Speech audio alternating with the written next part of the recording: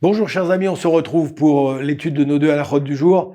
Baruch Hashem, aujourd'hui on a le mérite de commencer un nouveau chapitre, le chapitre 9 et 10. Il y a deux chapitres en vérité qui vont parler de ce sujet. Ezeb Gadim, Chayavim Betzitzit. Alors je m'excuse pour les dames, c'est encore un chapitre un petit peu technique qui est en rapport avec les vêtements et le tzitzit. Mais Baruch Hashem, je crois qu'après ce chapitre, on va revenir à des sujets qui concernent tout le monde. Non, pas tout à fait, encore quelques chapitres sur ce sujet-là, Mechila. Mais au moins on aura le mérite d'étudier à la Seder, comme on dit, selon l'ordre du Shulchan Aruch. On a commencé au début, voilà, avec Israël Torah, mon ami Shimshon, et je vous invite à étudier les premières halakhot. Nous avons déjà étudié plus de 150 halakhot, quasiment peut-être même 160, quasiment. Baruch Hashem, Bisruto, grâce à son mérite et grâce à votre mérite à vous. Alors merci infiniment. Alors on passe maintenant ce chapitre, donc chapitre 9-10 Shulchan Aruch.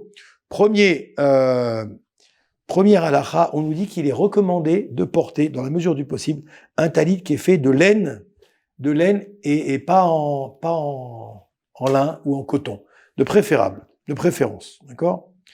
Un talit qui est fait de laine avec des tzitzit en laine également. C'est-à-dire le talit est en laine, vous avez déjà vu ça, blanc et noir, comme ça, ou tout blanc, mais en laine avec des tzitzit en laine. Ça, c'est la mitzvah dans toute sa splendeur, même quand il fait chaud. Par exemple, en Israël, des fois, en été, on est à 35, 40 degrés dehors. On a envie d'avoir quelque chose de léger sur nous. Eh bien, il dit, c'est préférable d'avoir un talit en laine. S'il n'est pas possible de porter un talit en laine à cause de la chaleur, alors on peut mettre un talit en coton, ou bien alors en synthétique, comme ça se fait des fois. À partir du moment où les tzitzit, eux, sont faits comme il faut, avec ces mers ou pichim, avec de la laine, comme sont toujours faits les tzitziot, d'accord? Et donc, on peut mettre un talit qui est fait d'une autre matière, d'une autre étoffe, et on s'acquittera de la mitzvah du tzitzit, à partir du moment où les tzitziot sont cachères comme il faut. Ça, c'est la première.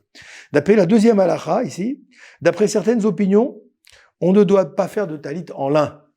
Talit en lin, en général, on appelle ça le pishtan en hébreu, on peut pas le faire du talit en lin.